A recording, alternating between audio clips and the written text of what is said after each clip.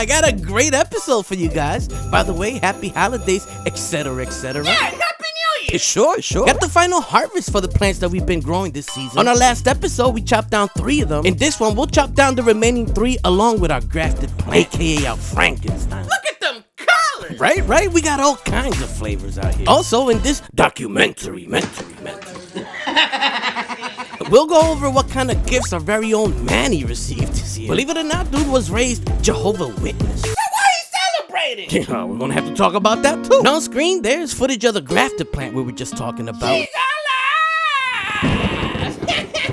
Along with something that's been on the works for over a year now. That's right. Finally got our merch in. In Alaska, you get a little bonus for living here every year. This was our first time getting it, and we invested it right back into the business. Look, it worked out, man. And this is on there too. This quality official merchandise. First print edition, that's a fact, 2026. Along with that, in this documentary, we'll be covering a variety of topics like well stuff, Say what now? my genetics in the wild, and of course, as always, many very cats. Oh yeah. Stormy's so cute! Right. So if this is your very first time here, I invite you to kick off your shoes and relax your feet. Party on down to the SKP. Let's get it. Yeah.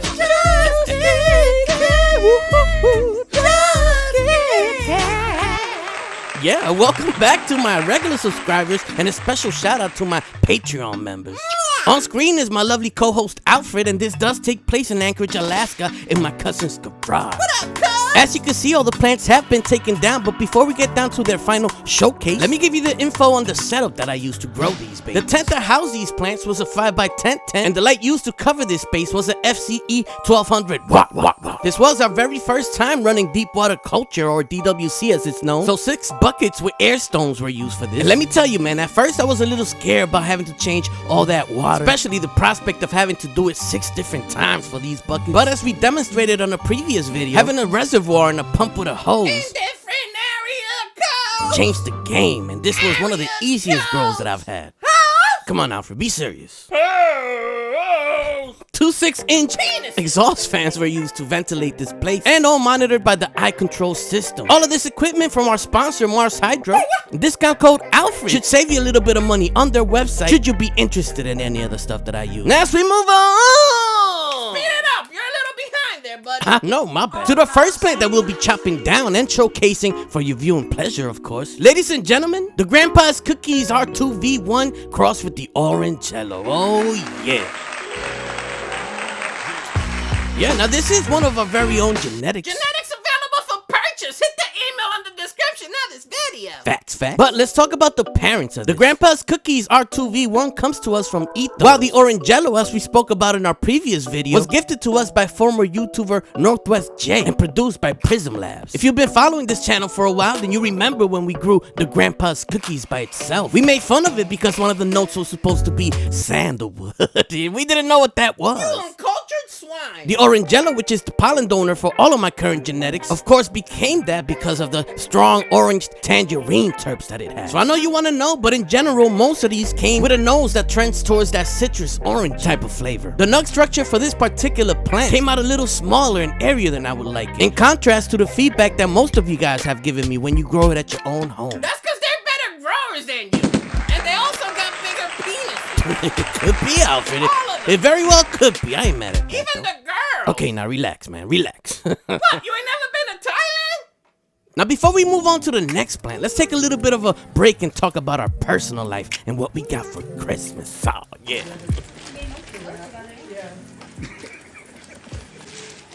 The top is like a flat. I forget which side. Yeah, like that.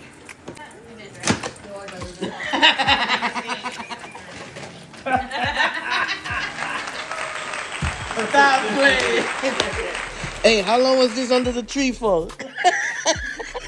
That's right, among other things, our very own Manny got his own rotisserie chicken from Costco. Look at that. Now, to give context to this, in this documentary, we grew up in a Jehovah's Witness household with a very strict mom. What was that? Is your mom here to preach the good news? Man, shut up.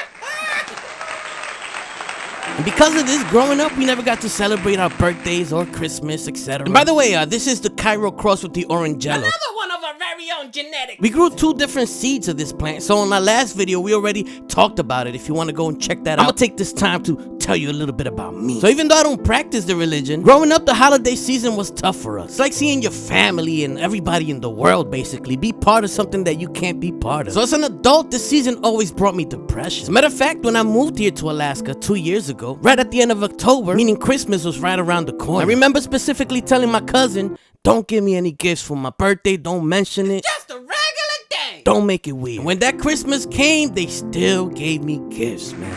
Nah, don't clap for that. Don't clap for that. Remember, I had just gotten dumped, came here broke, and I had nothing to give back to them. I remember going to my room and crying, bro. I probably cried that whole month. Didn't have anything to give back to them, and I couldn't feel that same joy that they had because of how I was raised. It just made me feel so shitty about myself. Yeah, now Taco Bell is what does that to you. By the way, some leaf comparisons there, just so you can see how purple this plant specifically got. A year after that, another Christmas came along in a similar situation. But not only my cousin and his wife gave me gifts, but also his wife's parents and his kids were giving me gifts, and they were so thoughtful. Once again, I had nothing to give them. I had just lost my contract with Spider Farm. They didn't care, man. They just wanted me to feel included. So I started to appreciate that. You know what? I am part of this family, and this is the way that this family does it. So instead of living in my past, let me learn something new. For this year, I gave it a try. I wanted to give some gifts. This, however, brought forth a problem that I have, which is I don't know how to give gifts. Y'all just never did it. See, from Manny. A tie? Fuck your tie. By the way, on screen there's how much I trim my plants before I cut them and put them up to dry. I chop down all the fan leaves. Those are the ones with stems that are not connected to the nub. And leave the sugar leaves, which are the smaller leaves that have some trichomes on them. Once the plant dries and I trim the sugar leaves off, I can use those to make butter or whatever edibles and stuff you want to. I dry in a tent, so I am able to control the humidity. However, if you live in a real dry place, I suggest you don't trim as much as I do in order to prevent the plant from drying too fast. That may even mean for you leaving some of those fan leaves on to assure a nice slow dry. 10 to 14 days is usually what I aim for. Anyway, back to the Christmas story for this documentary. Hey, son, why you keep calling this a documentary? Mentary. Don't forget the echo. I see all the big people that get views and stuff on YouTube doing the same thing I'm doing are doing. Maybe that's the way to sneak in these videos through the algorithm. You know what I mean? Documentary. It's a documentary then. What the fuck? I'm saying, you think these videos deserve only 3,000 views? That's what you saying? I put my life into this, son. Hey, can't knock you for trying, dog. We'll get back to the story in a second, man. For now, let's jump ship and talk about whales. I'm getting you too. You're gonna be in, nigga. Give me a middle finger. So obviously I'm in Alaska. And back in New York and New Jersey, when I was in restaurants, people would walk around selling flowers. You might see people selling oranges outside, etc. Here in Alaska, people walk around selling well parts, bro. This could be the extent of the inner jaw, but then there's layers upon layers that come out this way. They're like real thick. It's like a whole bunch of layers of baleen, and what they're doing is they're doing the fur. And this is what traps. This is like so basically what they trap the stuff. They want all this fine stuff to trap all the krill. Right. Because they take in a bunch of water. Yeah. And then they blow it out. And the fur keeps all the krill, right? So this couple that I befriended at one of my local restaurants had just bought this whale baleen. So of course I had to inquire and get that history lesson from the man himself. This is one of the ways that native people show their art skills. Hey, you wanna see a dead body?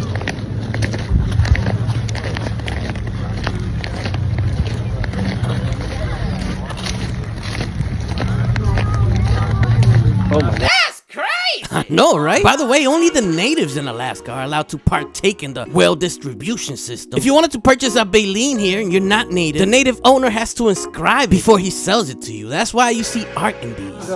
If it's a younger whale, it'll all be like black, like that, all black, all the way down. So what? Do you know how much age? Is it like a tree with the ring and the line? Yeah. Like that? 9, 10, 11, 12, 13, 14, 15, 16, 17, 18, 19, 20, 21, 22, 23, Look, you can 24, tell. 25, 30 years old. Nah.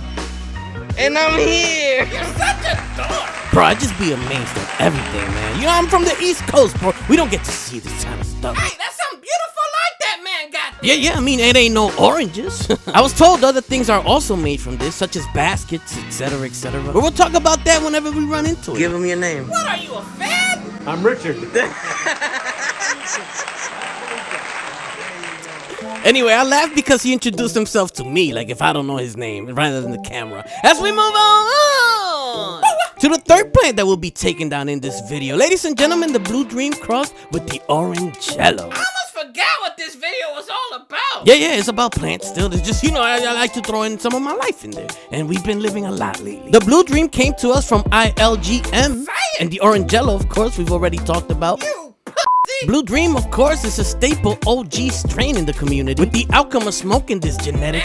Be careful what you say in this documentary. Being set to give a euphoric and creative high. Documentary. And for me, that sounds like a blue dream come true. Stop right there. Stop it. As with some of the other ones that we've talked about, I do have this genetic available for purchase in this documentary. Back up, I'm trying to help you out, dog.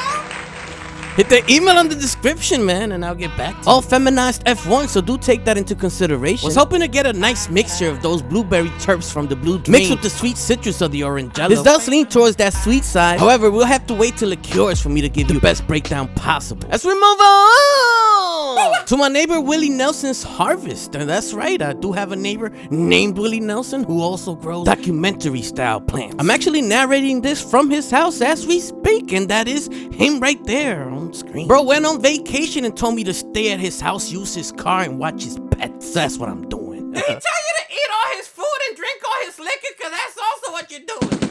Hey, listen, hiring me to watch a house comes with its own things. You know what I'm talking about? By the way, that's my neighbor Dan that came through to trim some of Willie's harvest while he's on vacation. He just opened up a new Instagram. Go follow him there. Y'all see him enough in my videos. Go show him some love. Hope you're enjoying the video so far. We still got a bunch of stuff to talk about. Yeah, make sure you hit that like button. Let them know. The grafted plant, the new merch dropped, and my genetics in the wow. I said,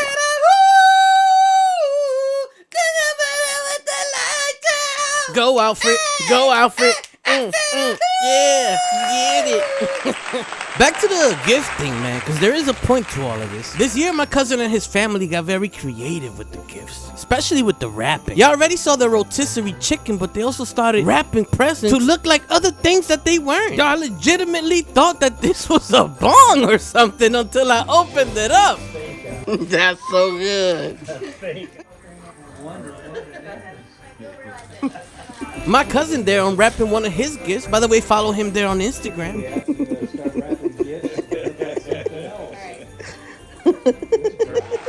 So what I learned this year is that the gifts could be creative and funny, man, and I could do that. Shoot, I'm doing it right now.